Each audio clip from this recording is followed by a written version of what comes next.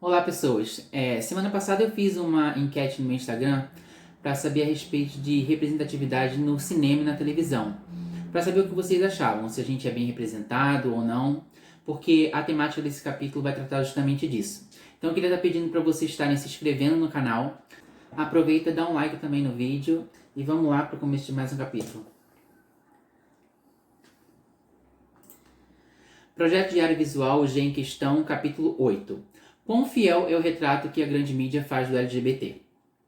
Quantas obras televisivas, teatrais e cinematográficas conseguimos enumerar onde existem homossexuais e o arco dos seus personagens não envolve problemáticas com a sua orientação sexual? Se nos basearmos pela forma que a grande mídia nos representa nas grandes e pequenas telas, parece que nossas vivências familiares, acadêmicas, projeção profissional, momentos incríveis com amigos nunca são maiores que a grande problemática: como viver tendo que lidar com o fardo da minha orientação sexual? O que me leva a pensar nessa problemática é a matéria Perigosas Lentes de Aumento, da edição número 19, afirmando que estereotipo e caricatura ainda são os ingredientes preferidos pelos autores para delinear personagens gays em telenovelas. O sucesso de público reforça essa tendência e afasta da telinha os tipos mais próximos da vida real. Essa ainda era a única forma de representação da comunidade LGBT na grande mídia, que até os dias de hoje, em passos tímidos, tem tentado uma aproximação maior da realidade, mas que da visão de um homossexual ainda falha muito em tentar ser verossímil. Em certo ponto da matéria, o escritor Agnaldo Silva, homossexual assumido desde sempre, defendia seus personagens estereotipados alegando que o povo que vive aqui é assim mesmo, e de nada adianta reproduzir o modo de vida americano ou europeu.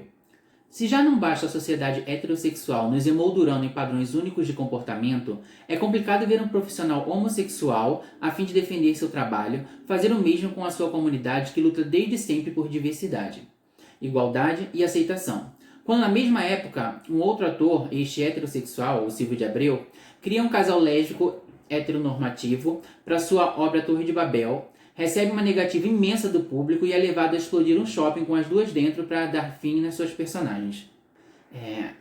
Eu vejo menos oportunismo no Silvio de Abreu em sua obra em lutar por uma normatização de personagens vivendo seus dilemas do dia a dia em que nada envolvia suas orientações sexuais, mas seus trabalhos, seus sorrisos, a essência de suas vidas que vai muito além de com quem você se relaciona e divide a sua cama. Mas infelizmente, eu tenho que admitir que entendo o porquê da pressão da emissora em evaporar esses personagens da história. A mídia vive de dinheiro, e quem manda é quem alimenta esse sistema. E o mesmo é nutrido pela sociedade homofóbica que estamos inseridos, onde nossas vidas só importam quando são para os fazer rir. Mas quando é para lhes mostrar que devemos ser tratados como iguais, a rejeição revela o verdadeiro sentimento social em relação à nossa existência. Nada que explodir essas pessoas dentro de um shopping não resolva. A gente busca muitos filmes e séries que envolvam a vivência LGBT para nos enxergarmos, né? Nos identificarmos com as histórias e sentimentos de familiaridade com as obras. Da época da publicação dessa revista até os dias de hoje, 20 anos se passaram e o mundo do entretenimento evoluiu bastante na forma de nos retratar. Mas o assunto sempre vem à tona em nossas discussões. Por mais que tenhamos empatia por muitas, nos emocionemos e tenhamos muitos momentos de alegria, quando vai chegar o tempo em que as histórias que contenham a comunidade LGBT não estará centrada nos dilemas de ser gay, lésbica, bi, trans e por aí vai. Todo filme, toda série, em algum momento, quando tem personagem LGBT, sempre tem que ter um momento de verdade sendo reveladas. Pessoas tendo que sair do armário, mentiras vindo à tona, muita dor na revelação, quebra de famílias, emoção de alegria quando se aceitam. Ok, isso faz parte da vivência de quase todo LGBT e disso todo mundo já sabe. Acho importante trazer isso à tona? Sim, eu acho. Ainda mais para o público heterossexual. Mas tão importante quanto isso, seriam obras que nos normatizassem como seres inseridos na sociedade como qualquer um, onde nossa orientação sexual não precisasse ser exposta quase como uma obrigação. Jamais vi um filme com personagens hétero que a trama central é a orientação sexual. Os héteros estão sempre arrumando novos empregos, tendo novas conquistas, se apaixonando, sendo espiões internacionais, salvando o planeta. Quando as obras cinematográficas vão normatizar a comunidade LGBT a ponto de verem que somos tão super-heróis quanto qualquer um? Mas aí vai ter gente que vai dizer, né? Mas hoje em dia tem muita série e filmes com personagens LGBT, os tratando com normalidade, sem precisar falar da sua sexualidade em primeiro plano. Mas é justo nesse ponto que meu ceticismo me remete ao oportunismo da sociedade e dos grandes estúdios, que muitas vezes nos alimentam com migalhas e esperam que isso nos sacie. O dia que grandes estúdios produzirem filmes como De Repente 30, A Culpa é nas Estrelas, Titanic, James Bond ou Os Vingadores mesmo, e não precisar usar o termo herói gay, agente lésbica, heroína trans, uma grande história de amor homossexual, talvez comecemos a sentir que estamos caminhando em direção à igualdade. Eu sei a sociedade que a gente está inserida e eu sei que é muito importante terem personagens homossexuais, lésbicas, trans nas séries, no cinema, por mais que ainda reforce essa ideia de serem pessoas tendo que sair do armário, que trate a problematização de como isso vai ser lidado dentro das famílias, e que parece ser um pensamento muito utópico, querer que as produções simplesmente insiram o ser humano, independente da sua orientação sexual.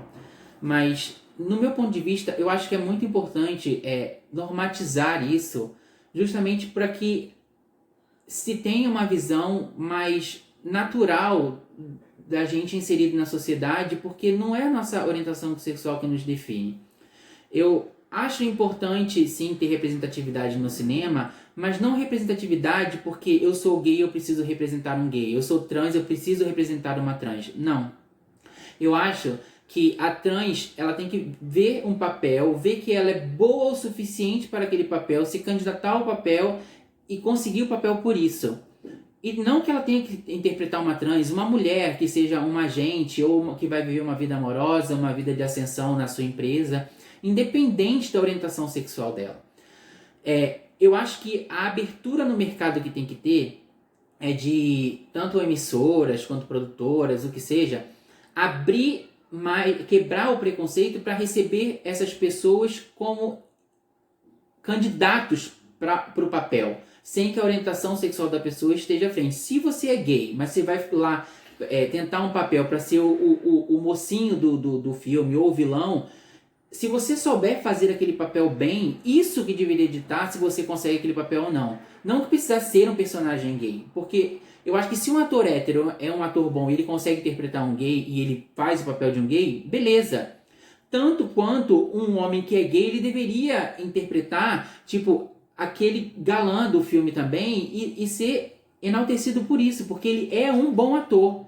E não porque ele tem uma sexualidade que se encaixa com o papel. Porque isso, do meu ponto de vista, continua sendo uma associação que segrega ainda as pessoas dentro da cinematografia e do mundo da televisão e das artes, entendeu? Justamente na enquete que eu fiz no Instagram, a maioria das pessoas responderam que acham que a gente é mais ou menos bem representado. E eu tenho essa visão a respeito do assunto. Mas qual é a visão de vocês? Vocês acham que todo gay deveria interpretar gay, toda trans deveria interpretar trans, ou você acha que a pessoa deveria ser julgada por ela ser um bom ator, uma boa atriz, independente do papel que ela vai representar? O que vocês acham a respeito desse assunto? E por falar em representatividade nas telinhas, a sessão Babado trazia as vivências do personagem autobiográfico criado pelo autor Kevin Williamson, Jack McPhee, interpretado pelo Kerry Smith no drama adolescente Dawson's Creek. Cara, essa série foi muito importante pra mim. Eu lembro que na época eu tinha meus 16, 17 anos. E, eu tenho até todos os boxes. O Jack era o personagem homossexual da série. E esse personagem, ele vivia todos esses dilemas que eu ainda acho uma certa problemática, que é que você sempre tem que estar saindo do armário e mostrando essas vivências. Mas, como a gente precisa normatizar isso entre os heterossexuais, isso acaba sendo sempre reforçado. E na época isso teve muito significado pra mim, há mais de 20 anos atrás. Porque era aquele personagem que você se identifica por ele estar passando por aquelas coisas, apesar de não ser o meu momento de revelação e de identificação 100% com a coragem que ele estava tendo. Mas é uma série que eu guardo muito especial no meu coração. Tanto que, eu e o Rafa, a Funko lançou os popinhos deles, a gente, adquiriu todos.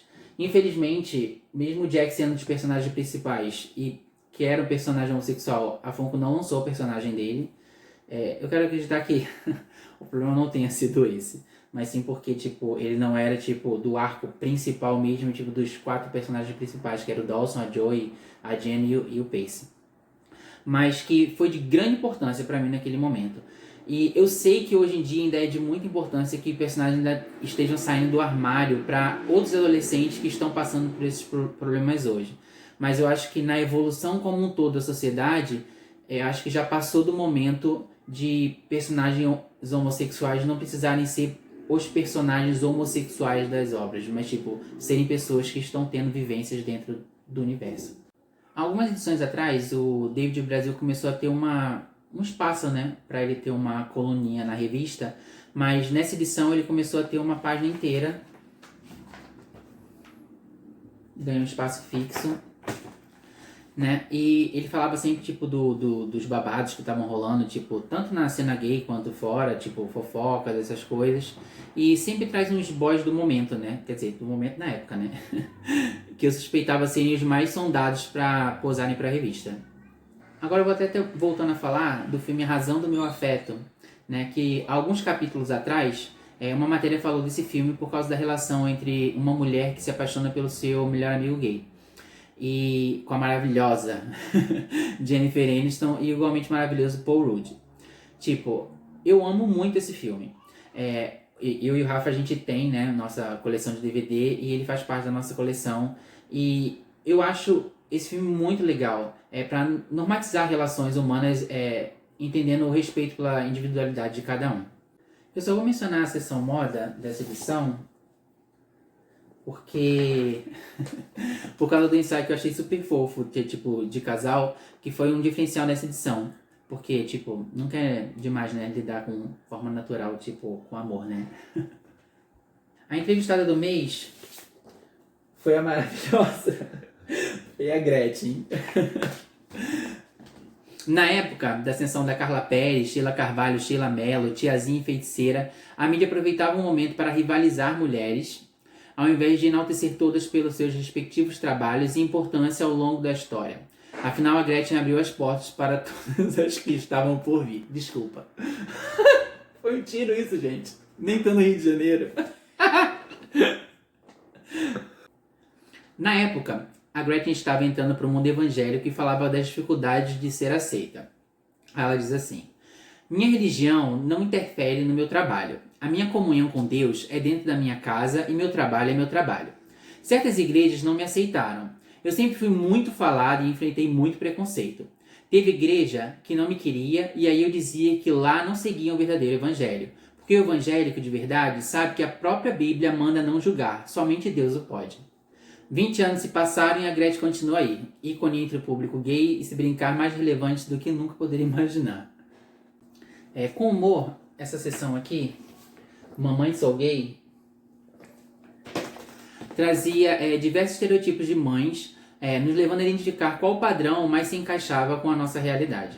E eles identificaram algumas mães como a lesada, a diplomata, a xiita, a empacada, a orgulhosa, mãe de drag queen. Alguns padrões aqui ficaram bem, digamos, até bobos e outros até um pouco meio que preconceituosos. E graças a Deus não identifiquei a mãe e nem a minha sogra, porque são amores maravilhosas. Em Profissão Ativista, uma entrevista cheia de história com Cláudio Nascimento, que com seus 28 anos falava da sua expulsão aos 18 de casa, que levou a se tornar militante pela causa. Nascimento já havia tentado candidatura a vereador e até os dias atuais é um grande ativista pelos direitos LGBT, tendo até recebido um prêmio internacional como Afro-LGBTI, organizado pelo Ministério do Desenvolvimento Social do Uruguai. E agora, para finalizar, a seção Desejo fotografou o stripper e barman Márcio Rosa e na capa o rei do pornô chanchada Davi Cardoso, que aos 55 anos pela primeira vez se mostrava nu por completo. Em sua entrevista, falou da sua experiência como produtor, diretor e ator de cinema, com todas as suas vivências e peripécias sexuais dentro e fora das telas, até homoeróticas.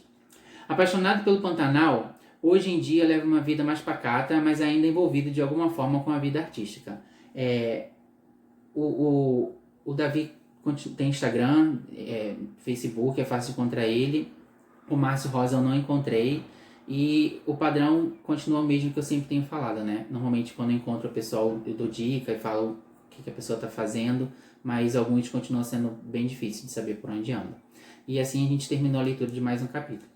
Então, gente, esse texto que a gente tratou hoje tá bem em foco, né, nos dias atuais, porque a gente vê a Netflix com diversas séries e filmes trabalhando bastante, né, a inclusão de personagens LGBT. Eu até mesmo falei no vídeo passado do documentário Revelação, que trata a respeito da normatização do transexual dentro da sociedade e dentro do mundo do cinema e da televisão, para ser tratado da visão do transexual.